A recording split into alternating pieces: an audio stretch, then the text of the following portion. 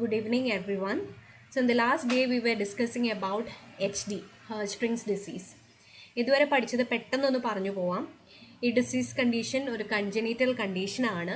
എവിടെ ഉണ്ടാവുന്നത്? There is absence of ganglion cells which are very necessary in order to maintain the peristaltic movement of the intestine. Due to the absence of ganglionic cells, there is absence of peristalsis in few areas of the intestine. Due to the absence of peristalsis, the fecal matter gets collected above the aganglionic region. This region gets swelled up and it is often known as megacolon and results in functional obstruction.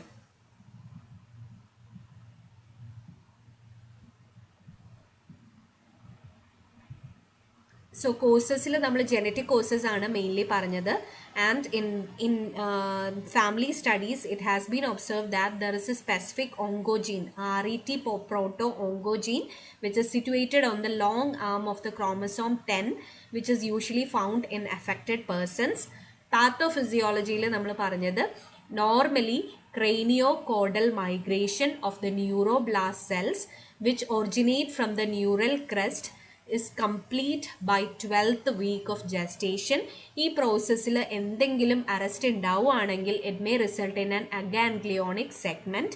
ഈ aganglionic സെഗ്മെൻറ്റിൽ there will be absence of proper peristaltic movement which results in a functional obstruction and the proximal colon gets enlarged due to the collection of fecal matter and it is often known as megacolon.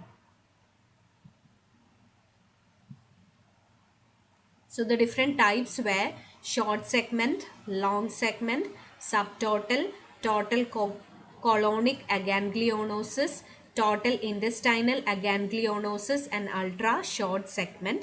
ഇതിൽ ഏറ്റവും common ആയിട്ടുള്ളത് റെക്ടോസിഗ്മോയിഡ് ജംഗ്ഷനിൽ ഉണ്ടാവുന്ന ഹെർഷ്സ്പ്രിങ്സ് disease ആണ്.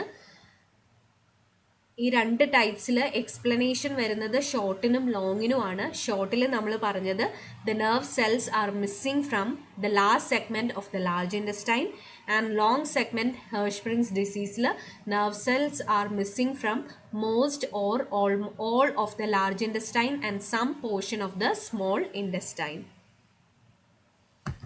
Clinical manifestations ആണ് നമ്മൾ കണ്ടുകൊണ്ടിരുന്നത്. ന്യൂ ബോൺസിലെ സിംറ്റംസ് നമ്മൾ ഓൾറെഡി പറഞ്ഞതാണ്, ഒന്നുകൂടെ പറയാം.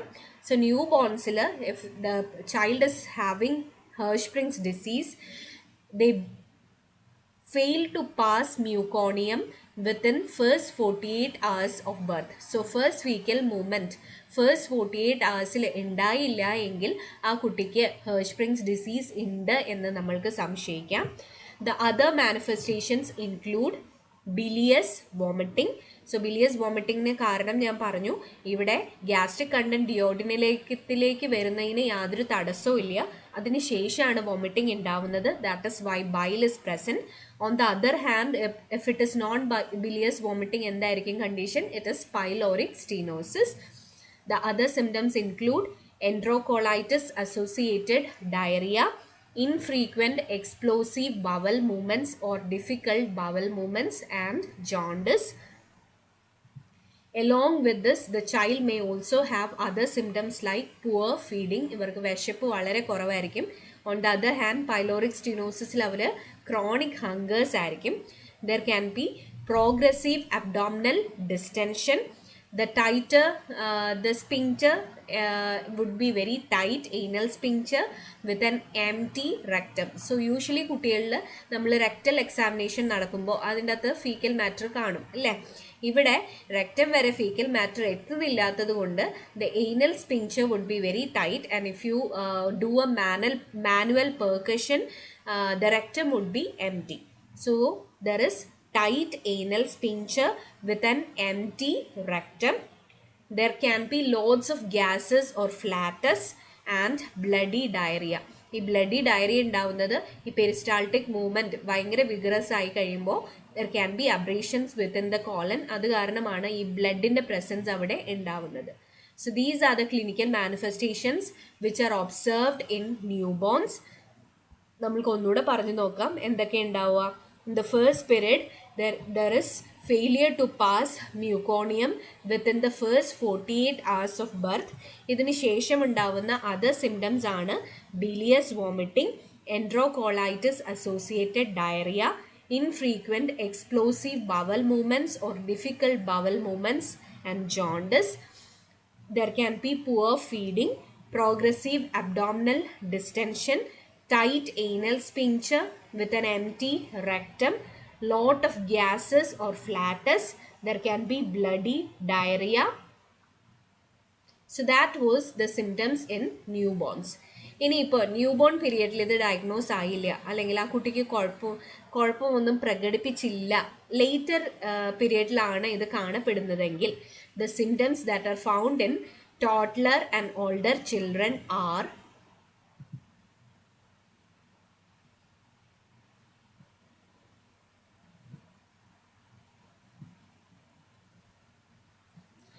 So the symptoms in toddler or older children are not being able to pass stools without laxatives or enema. ഈ കുട്ടികൾ നോർമലായിട്ട് സ്റ്റൂള് പാസ് ചെയ്യില്ല. സ്റ്റൂള് പാസ് ചെയ്യണമെങ്കിൽ ഒന്നെങ്കിൽ ഒരു ലാക്സേറ്റീവോ അല്ലെങ്കിൽ എനിമയുടെ ഹെൽപ്പ് വേണ്ടി വരും. So the first symptom is not being able to pass stool without laxative or enema. രണ്ടാമത്തെ കാര്യമാണ് pellet or ribbon like stool. So ഇവിടെ നമ്മൾ പറഞ്ഞു ആ ഒരു പെരിസ്റ്റാൾട്ടിക് മൂവ്മെൻറ്റ് പ്രോപ്പറായിട്ട് നടക്കാത്തത് കൊണ്ട് ഫീക്കൽ മാറ്റർ വെളിയിലേക്ക് എക്സ്പെൽ ചെയ്ത് കഴിയുമ്പോൾ ഒന്നെങ്കിൽ ഇങ്ങനെ കുഞ്ഞ് ആട്ടും കാട്ടം പോലെ, അതായത് പെല്ലറ്റ് ലൈക്ക് അല്ലെങ്കിൽ റിബൺ ലൈക്ക്, നമ്മളുടെ റിബണിൻ്റെ ഒരു ഷേപ്പിലായിരിക്കും സ്റ്റൂള് വെളിയിലേക്ക് വരിക. So it won't have the normal structure. So there can be pellet or ribbon like stool. ഇത് പലപ്പോഴും എൻട്രൻസ് എക്സാമിൽ ഒക്കെ ചോദിക്കാറുണ്ട്. Pellet or ribbon like stool is observed in ഏത് കണ്ടീഷൻ ആണ് എന്ന്. ഈ പെല്ലറ്റ് അല്ലെങ്കിൽ റിബൺ ലൈക്ക് സ്റ്റൂൾ എന്ന് കേൾക്കുമ്പോൾ നിങ്ങളുടെ മനസ്സിലേക്ക് ആദ്യം വരേണ്ട കാര്യം ഹെർഷ്പ്രിങ്സ് ഡിസീസ് ആണ്. The other symptoms include bloody diarrhoea, lakh of energy because of anaemia. So ഇവർക്ക് ബ്ലഡ് ലോസ് ഉണ്ടാവും എന്ന് പറഞ്ഞു. പിന്നെ പ്രോപ്പറായിട്ട് അബ്സോർപ്ഷൻ ഒന്നും ഇൻറ്റസ്റ്റൈനൽ റീജിയനിൽ നിന്ന് നടക്കില്ല. അത് കാരണം തന്നെ there can be anaemia and associated lack of energy. When they pass stool, ഭയങ്കര എക്സ്പ്ലോസീവ് ആയിട്ടായിരിക്കും ആ ഒരു ബവൽ മൂവ്മെൻറ്റ് ഉണ്ടാവുക. So there can be soiling. കുട്ടി നോർമലി ടോയ്ലറ്റ് ട്രെയിൻഡ് ആണെങ്കിലും there can be soiling in the undergarments as well as overflow incontinence. So ഇത്രയും symptoms ആണ് toddler അല്ലെങ്കിൽ ഓൾഡർ ചിൽഡ്രനിൽ മെയിനായിട്ട് കാണുക. which can be not being able to pass stool without the help of laxatives or enema, pellet or ribbon like stool, bloody diarrhea, lack of energy because of anemia, soiling or overflow incontinence. So ഞാനൊക്കെ B S സിയുടെ കഴിഞ്ഞ് M S സിയുടെ entrance എഴുതുന്ന ടൈമിൽ ഞങ്ങൾക്ക് ഉണ്ടായിരുന്ന ഒരു എൻട്രൻസിൽ ഒരു ക്വസ്റ്റ്യൻ ആണ് pellet or ribbon like stool is observed in. അത് ഹെർഷ്പ്രിങ്സ് ഡിസീസ് ആണ്. എല്ലാവരും മനസ്സിലൊന്ന് ഓർത്ത് വെക്കുക. The other symptoms observed in toddlers include chronic progressive constipation, usually with the onset in infancy. So ഇവർക്ക് കോൺസ്റ്റിപ്പേഷൻ കാണും. അത് പ്രോഗ്രസീവ് ഇൻ നേച്ചർ ആവും ആൻഡ് യൂഷ്വലി ഇത് സ്റ്റാർട്ട് ചെയ്യുന്നത് ഇൻഫൻസി പീരിയഡിലാണ്. Due to this malabsorption, poor feeding, അങ്ങനത്തെ കുറേ problems ഈ കുട്ടികൾക്കുള്ളത് കാരണം there can be failure to thrive, faecal impaction, there can be malnutrition. Again, the reason is there can be diarrhea, there can be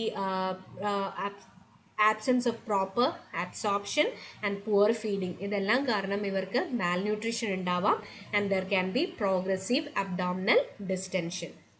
so ഈ കുട്ടികളുടെ symptoms ഇതൊക്കെയാണ്.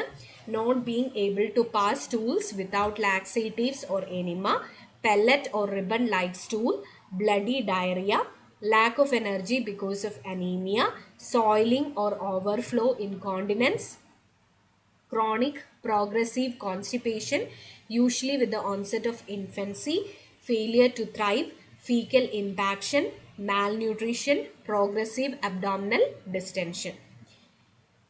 Coming to the diagnosis. So the diagnosis, the initial thing is collecting a detailed history. In history collection, you should suspect Hirschsprung's disease In any infant who is presented with failure to pass meconium